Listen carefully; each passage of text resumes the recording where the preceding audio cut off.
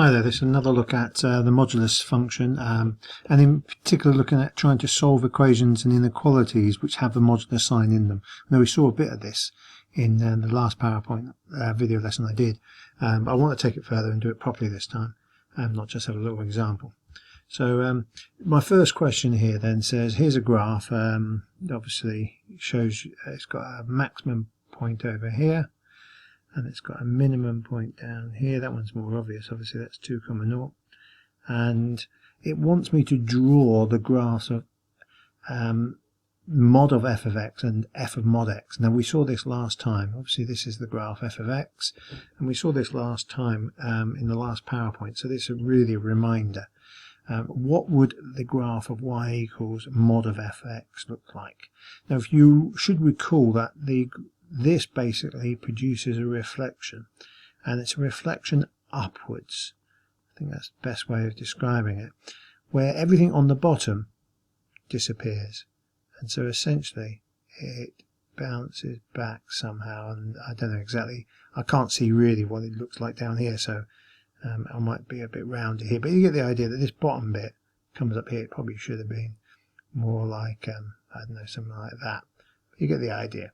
So the bit at the bottom bounces up to the top. On this one it says f of mod of x, and you remember this is also a reflection, but it's a reflection leftwards. It's a reflection where everything on the left goes over to the right as well. So it's all this stuff disappears. This is what I want you to realise. And then everything over here then comes over here. Now I've got to be aware that I've got to get through that point there.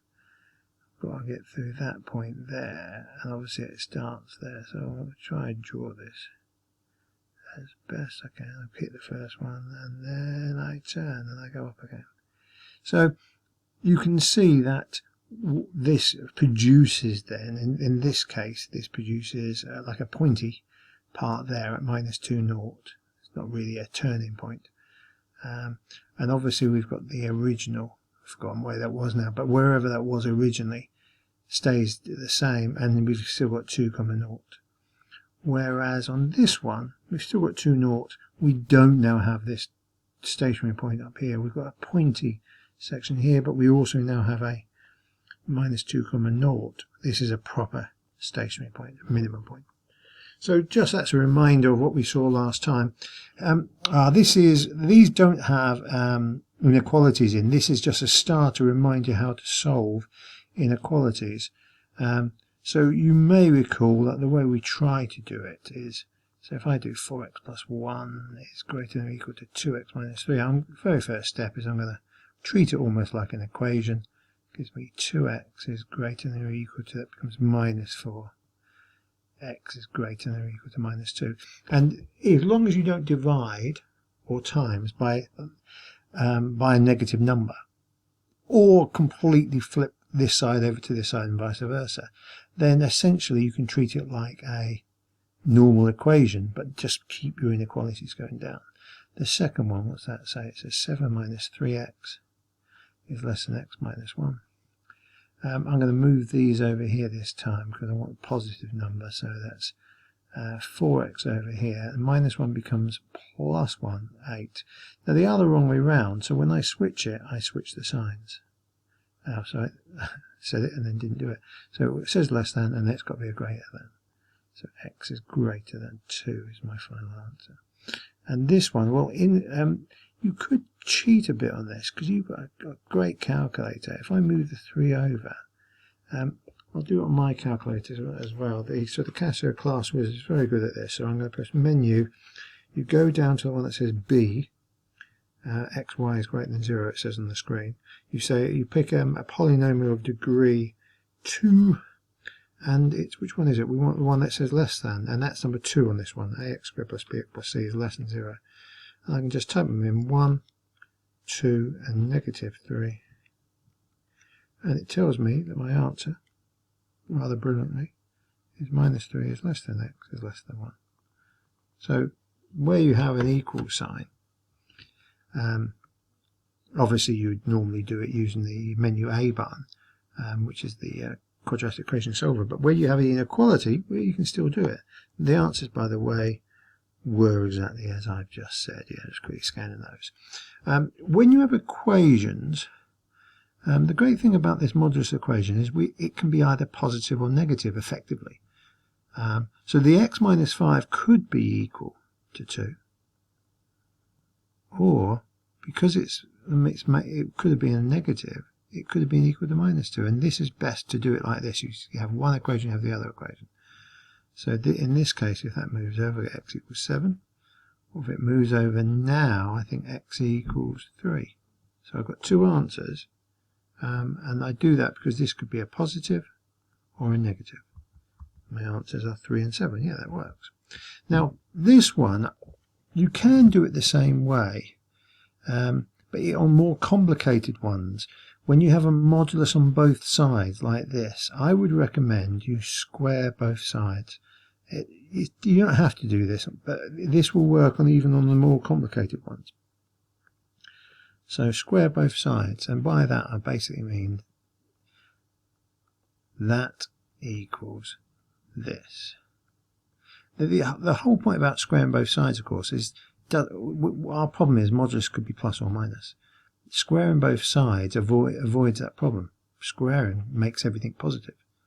And therefore, this is definitely true. And I can now just multiply out the right and left hand sides. Square plus 8x plus 16 equals x squared plus 4x plus 4. Nicely, x squared will cancel. They don't always cancel. If I had a 2x squared or a 3x squared, I'd have to solve a proper quadratic equation.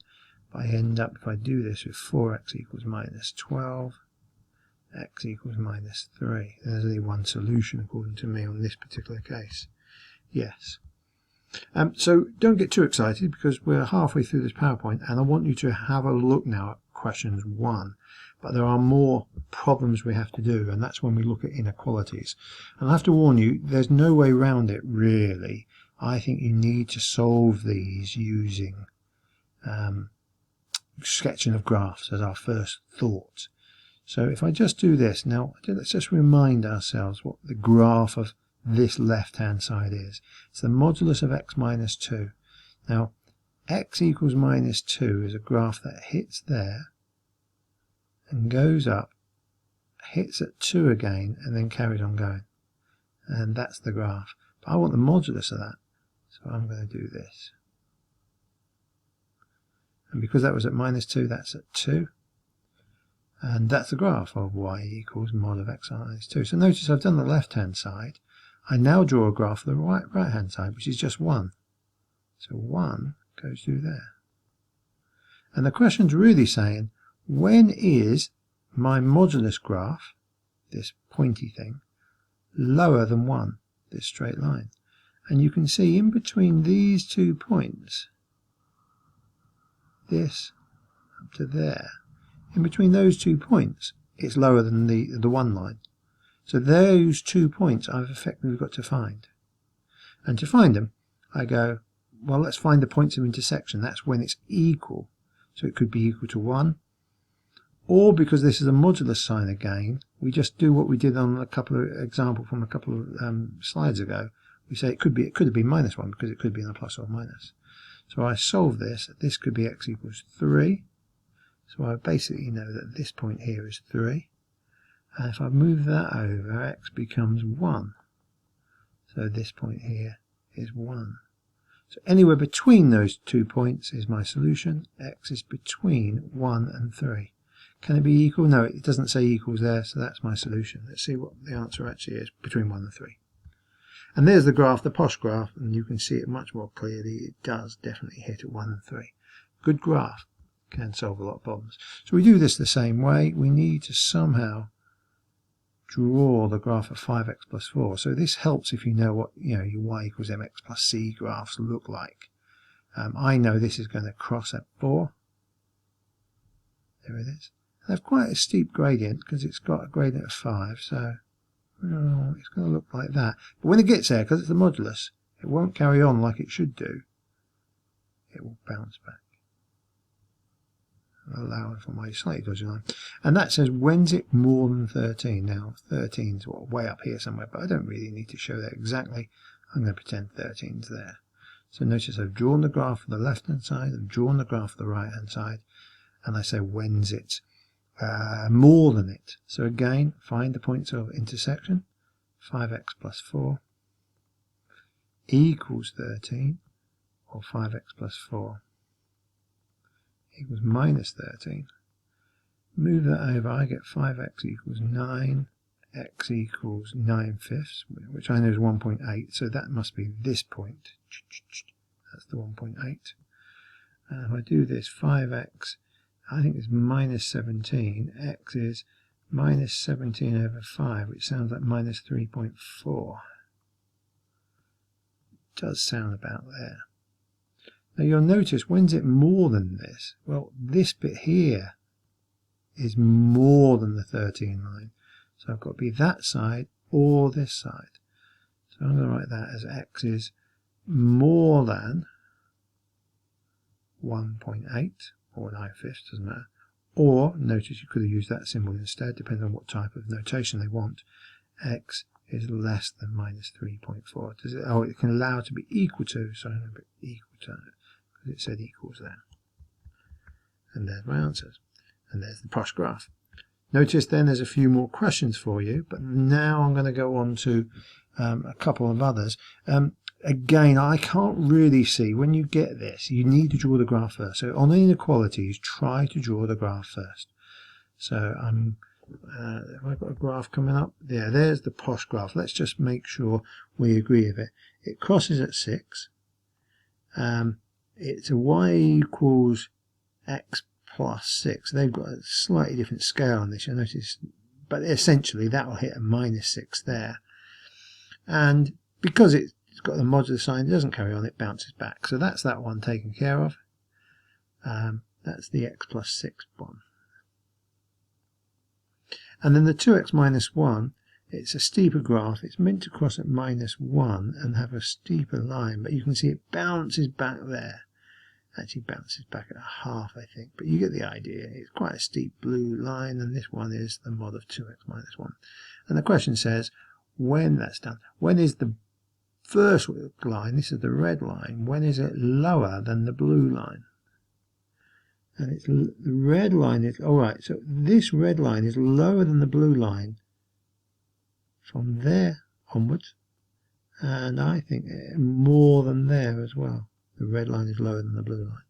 So I find those points of intersection. Well, I could square both sides here. So because I've got modulus signs on both, x plus 6 squared equals 2x minus 1 squared. So x squared plus 12x plus 36 equals 4x squared minus 4x plus 1. So rearrange that. I'm going to get everything over to the right hand side, all over there. 3x squared minus 16x minus 35 equals 0. And of course this is meant to tell me these points of intersection. I want to find this point and I want to find this point. So I'm going to go menu that I want a polynomial equation of degree 2. My numbers are 3, negative 16 and negative 35. And I've got answers here of 7. So x1 is 7. So really x is 7, and the other one is minus 5/3. Now I think it's lower than the first one, so x is less than the first one, minus 5/3, but greater than the second one. And that's what it says. It does say and, it can't be and, really it's an or, because it can't be both of those things at the same time. The last one, I've only got 30 seconds, have a look at it. You're drawing the modulus graph on one side, but just a straightforward x plus 4 graph on the other side. You're saying when this red line is greater than the blue line. And just for a reference, that's the answers. We are going to have a look at some questions then from exercise 3C. You're basically doing the rest of the exercise, and best of luck. I hope that goes well. Expect the homework probably tomorrow.